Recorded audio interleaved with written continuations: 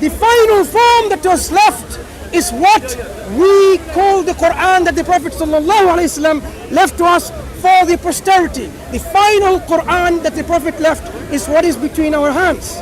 The Quran, interestingly, we should know, it was written down during the time of the Prophet. The Quran attests to that. And its verses were memorized as well, perfectly.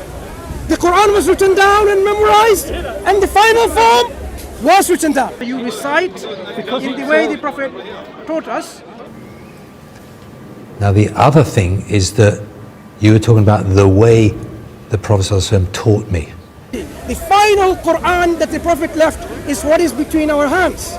Do we know the way the Prophet ﷺ actually, well, you recite in the way the Prophet taught us. Again, there's riwayat that do give us an indication, like he taught us this he taught us this dua like he would teach us a surah of the Quran, for example. So we understand that there were words that were taught in a certain form, like 1, 2, 3, 4, 5, and it always has to be 1, 2, 3, 4, 5.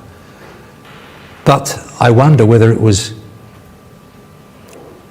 a 1-ish, followed by a 2-ish, followed by a 3-ish, followed by a 4-ish, followed by a 5-ish, because we don't actually know. As long as you've got 1, 2, 3, 4, 5 in that kind of order, again, it's back to the idea of what was it when we say the way the Prophet ﷺ recited. So you recite in the way the Prophet taught us.